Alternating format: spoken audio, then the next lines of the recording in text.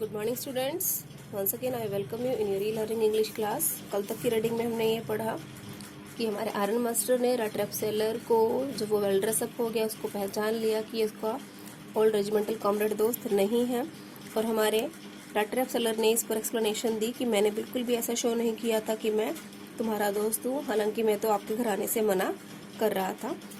तो आज की रीडिंग कंटिन्यू करते हैं।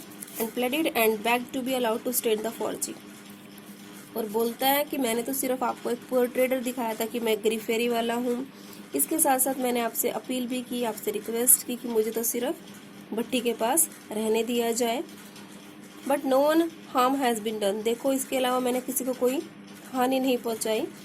Eight worst I can put on my rags, और अगर अभी भी है तो मैं अपने रैग्स को दोबारा वियर कर लेता हूँ एंड गो ओवर, यहाँ से चला जाता हूँ। Well said the iron master hesitating a little. तो थोड़ा सा आयरन मास्टर अब थोड़ा झिझक रहा है, उसको अपनी गलती का एहसास हो रहा है कि सचमुच गलती मेरी ही है, रट सेलर की नहीं। बोलता है ठीक है, it was not quite honest. बोला कि फिर भी तुम्हारी बात में पूरी ईमानदारी नहीं थी। यू मस्ट एडमिट दैट, तुम्हें ये बात माननी होगी। And I shouldn't be surprised, और मुझे इस बात में कोई हैरानी नहीं होगी। If the sheriff would have to have something to say in that matter. Sheriff word stand for police वाला बोल सकते हैं हम लोग, ऑफिशियल पर्सन। अगर मैं पूछताछ के लिए शरीफ को बुला लूँ। The tramp took a step forward and struck the table with his fist. Fist word stand for मुक्का। तो जैसे ही शरीफ का नाम सुना, हमारे इस आवारा ने एक कदम आगे बढ़ाया और टेबल जो सामने उसके रखी हुई थी उस पर एक मुक्का मारा। Now I am again to tell you, मैं एक बार फिर से आपको बताता हूँ मिस्टर आयरन मास्टर, ये सब कैसे हुआ, हाउ थिंग्स आर, और ये सब चीज़ें क्या हैं। बोलता है this whole world is nothing but a big rat trap. बोलता है सर, ये सारा का सारा संसार एक चूहेदानी की तरह है, इसके अलावा और कुछ भी नहीं। All the things that are offered to you are nothing but cheese, rinds and bits of pork set out to drag a poor fellow into trouble.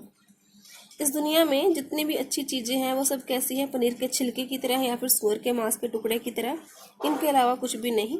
और किसी भी लाचार व्यक्ति को मुसीबत में खींचने के लिए ये सब चीज़ें क्या है, सफिशिएंट है।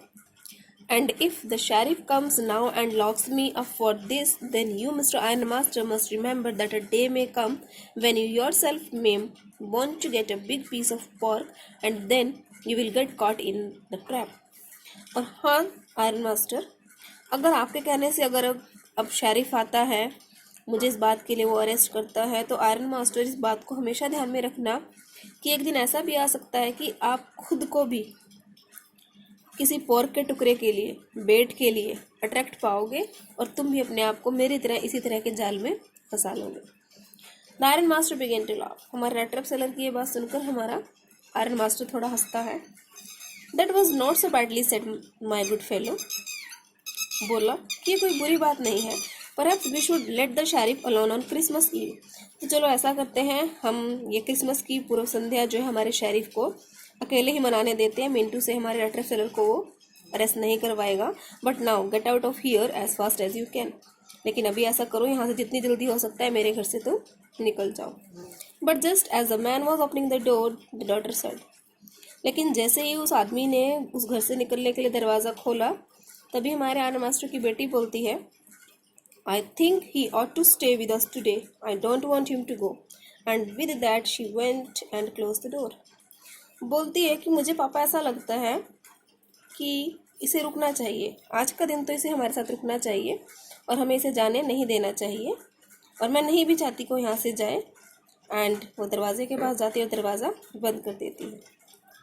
What in the world are you doing, said the father.